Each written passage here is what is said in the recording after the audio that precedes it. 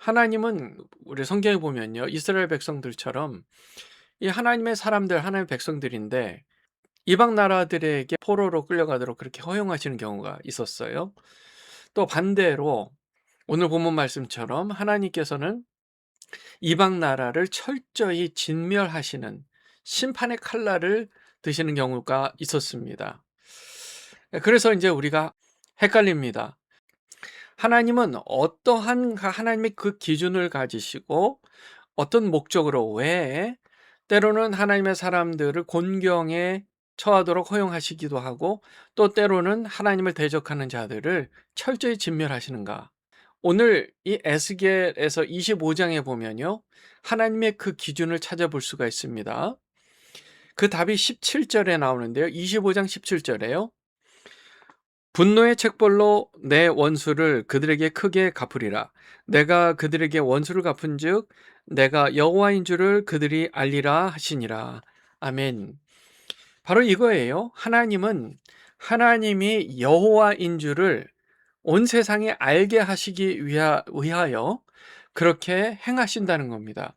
이 에스겔서 25장을 보면요. 이 암몬에 대한 심판이 나와요.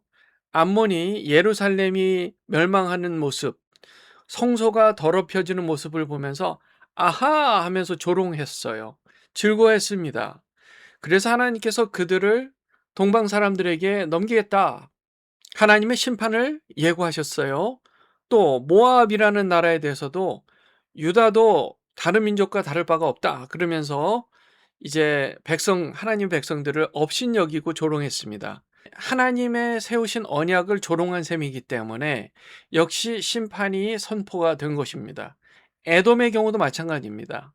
오래 쌓인 앙심과 보복심으로 이스라엘에게 보복을 했던 나라였어요. 그래서 역시 하나님이 그 복수를 이제 심판하시겠다라고 하시는 겁니다. 블레셋 역시 오랜 적대감으로 하나님의 백성을 해하려 했기 때문에 심판 아래 놓이게 됩니다. 이 여러 이방 나라들에 대해서 심판하시겠다 하고 항상 그 끝에 반복적으로 하시는 말씀이 있었어요. 그게 뭐냐 하면 그들이 내가 여호와인 줄을 알리라. 여호와인 줄 알리라. 그러니까 나는 사람이 만든 신이 아니라 스스로 있는 창조주 하나님이다 라는 것을 그들로 하여금 알게 할 것이다 라는 하나님의 목적이 있는 거예요. 단순히 기분 나쁘게 했으니까 내가 화풀이 할 거야 이게 아니에요. 온 세상에 참된 주권자가 나다. 그게 누구인지 너희들로 하여금 알게 할 거다. 이런 목적이라는 거예요.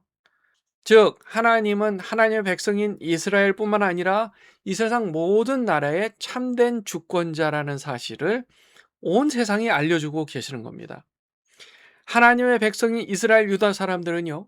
하나님께서 이 우주 만물의 참된 주권자라는 사실, 그 사실을 율법을 통해 배웠어요. 잘 알았어요. 그런데 실상 그들의 삶은 하나님을 주권자로 섬기지 못하고 있었어요. 오히려 그들은요, 하나님을 여러 다른 이방 우상신들과 함께 놓고 견주어 축복을 빌면서 자기들에게 복을 줄 만한 신이라면 하나님이든 무슨 다른 헛된 신이든 상관없이 섬기기에 너무 심각했기에 하나님은 결국 그들을 살리시기 위해서 이방 민족의 손에 넘기셨다는 거예요. 자, 우리가 여기서 주목할 게 있습니다. 이스라엘 백성들이 여호와 하나님이 자기들만의 하나님이지 이방 나라의 하나님이 아닐 수도 있다는 착각을 하고 있었다는 거예요. 잘못된 신학적 관점을 갖고 있었어요. 왜냐하면 우리는 하나님을 섬기는 백성인데 왜 우리들보다 더 강한 나라들이 있지? 저렇게 패역하고 우상신을 섬기고 못된 짓은 못된 짓대로 다 하는 패역한 저들 나라들이 왜 더 강력하지? 하면서 의구심이 드는 거예요. 우리가 믿는 하나님은 그냥 우리들만의 하나님이지 않을까라는 착각을 하는 거예요. 우리도 그럴 수 있잖아요. 그럴 수 있어요. 나는 내가 바라는 게 이게 아니야. 하나님을 믿으면 좀 더 잘 살고 남들한테 군림하면서 강력하게 살 줄 알았어. 그런데 예수 믿는데 별로 그런 게 안 보여. 오히려 안 믿는 사람들이 더 떵떵거리며 잘 살아. 그럼 어떤 마음이 들어요? 나도 모르게 하나님은 교회 안에만 있는 하나님, 예수님은 그냥 우리 믿는 사람들만 생각하고 믿는 하나님, 그렇게 존재하는 하나님, 예수님이 아닐까? 이렇게 착각하기 시작하는 거예요. 자, 하나님은요, 여전히 이 우주 만물의 하나님이십니다. 예수님이 없이는 이 세상에 창조된 것이 아무것도 없어요. 요한복음 1장 말씀처럼요. 우리 예수님 없이는 이 세상에 존재하는 것은 아무것도 없습니다. 우리가 그것을 믿지 않는 것이 바로 하나님 앞에 패역함이에요. 불신앙입니다. 하나님은, 예수님은요, 교회에만 있는 하나님이 아니라 온 세상을 다스리는 하나님이십니다. 하나님은 온 세상에 그분이 여호와 하나님이라는 사실을 알리시기 위해서 그토록 여러 나라들을 심판하셨어요. 모압도 심판하시고 에돔도 심판하시고 블레셋도 심판하심으로써 하나님께서 참된 주권자라는 사실을 스스로 알리셨어요. 우리가 믿는 하나님은 하나님을 섬기든지 안 섬기든지, 예수님을 믿든 안 믿든, 누구든 온 세상 우주 만물을 창조하신 이 온 인류의 주권자이신 하나님이십니다. 하나님은 세상을 창조하셨고 그분의 계획대로 지금도 인류 역사를 주관하고 계셔요. 저와 여러분의 삶에 그 어떤 것 하나 하나님께서 관여하지 않는 것이 없어요. 이 세상 모든 사람의 삶에 관여하고 계신다는 것을 여러분 믿으세요? 하나님께서 역사하지 않는 구석이 없어요. 이 세상 모든 사람의 삶을 하나님은 주관하신다는 거예요. 때로는 이런 생각을 할 수 있어요. 와, 과연 하나님은 저런 끔찍한 일을 하나님께서 허락하신 것일까? 하나님 하신 일일까? 의문도 생기는 일이 있습니다. 하나님은 그분의 완전하신 능력으로 이 세상 모든 것을 다 주관하시며 결국 하나님의 선하시고 의로우신 뜻을 이루시는 전능의 하나님이십니다. 하나님은 토기장이에요. 우리 인생들은 그분의 그릇일 뿐이에요. 그분의 토기로서 그분이 원하시는 대로 만들어지고 원하시는 대로 우리의 삶은 그렇게 인도해 가실, 하나님께서 인도해 가신단 말이에요. 우리가 그 사단의 거짓말 속임수에 넘어가면 안 돼요. 마치 하나님, 예수님은 교회에서만, 마치 믿는 자들에게만 속하고 나머지는 다 그냥 통제 불가능한 세상이다, 이렇게 믿도록 만드는 게 바로 사단의 속임수예요. 사단 마귀는 예수님을 세 가지로 시험했습니다. 세 가지 모두 이 시험에 나타난 공통점이 그거예요. 이 세상을 마치 마귀가 다스리는 것처럼, 마귀의 손아귀에 있는 것처럼 거짓을 꾸미려고 하는 거예요. 마태복음 4장에 그런 장면이 나오잖아요. 첫 번째 시험, 이 굶주린 예수님께 돌들을 떡으로 만들어 먹어라 라고 하는 유혹이 있었어요. 예수님의 배고픔을 기회 삼아서 사탄 마귀가 예수님을 컨트롤하려고 한 거예요. 두 번째 시험도 마찬가지예요. 성전 꼭대기에서 뛰어내리라고 그렇게 얘기했어요. 그러면 천사들이 예수님을 받쳐줄 거라고, 하나님을 시험해 보라는 거예요. 이 또한 마귀가 예수님과 하나님, 천사들까지 통제할 수 있다는 것을 거짓처럼 꾸며내려고 한 계략이었습니다. 세 번째 시험도 마찬가지예요. 높은 산에서 세상 모든 영광을 보여주면서 자기에게 절하면 다 주겠다 하는 제안이었어요. 그 또한 마찬가지예요. 마치 온 세상이 사탄 마귀가 다 주관하는 주관자처럼 속이려고 했던 겁니다. 만약 예수님이 그 시험에 넘어갔다면 우리는 지금 온 세상은 정말 예수님이 아니라, 하나님이 아니라 사탄 마귀가 주관하는 세상이구나, 그렇게 착각하며 살았을 겁니다. 예수님은 단호히 하나님의 말씀으로 딱 잘라서 물리치셨어요. 예수님은 교회 안에서만의 주인이 아닙니다. 온 세상의 구주이십니다.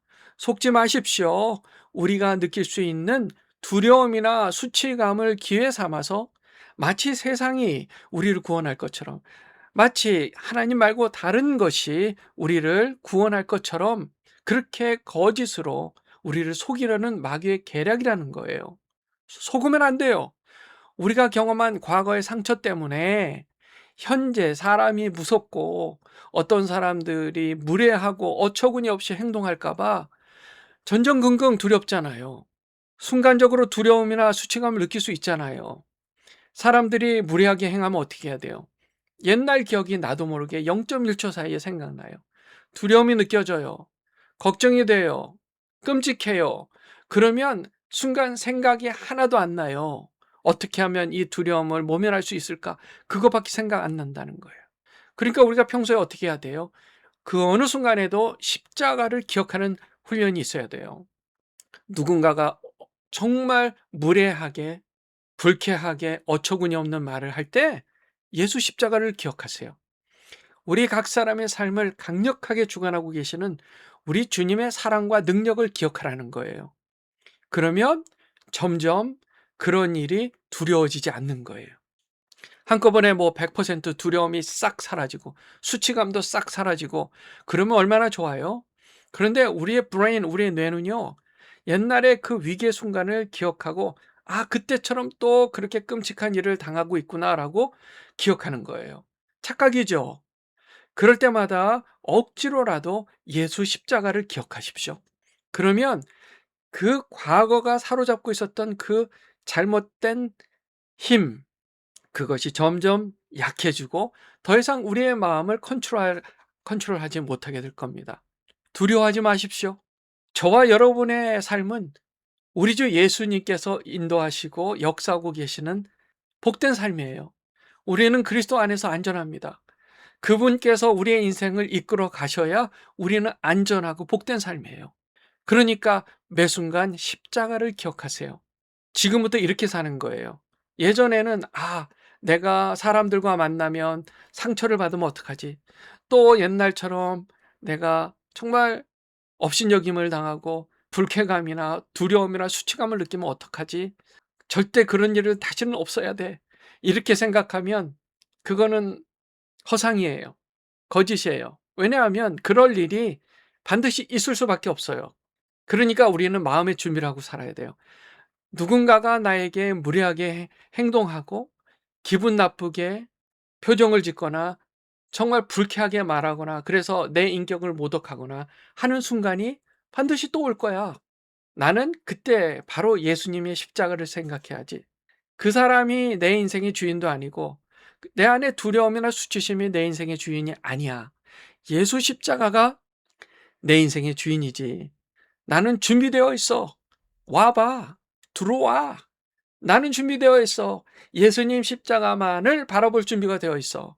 그 어떤 상황에서도 예수님 십자가를 나는 바라볼 준비가 I'm ready. 나는 되어 있어.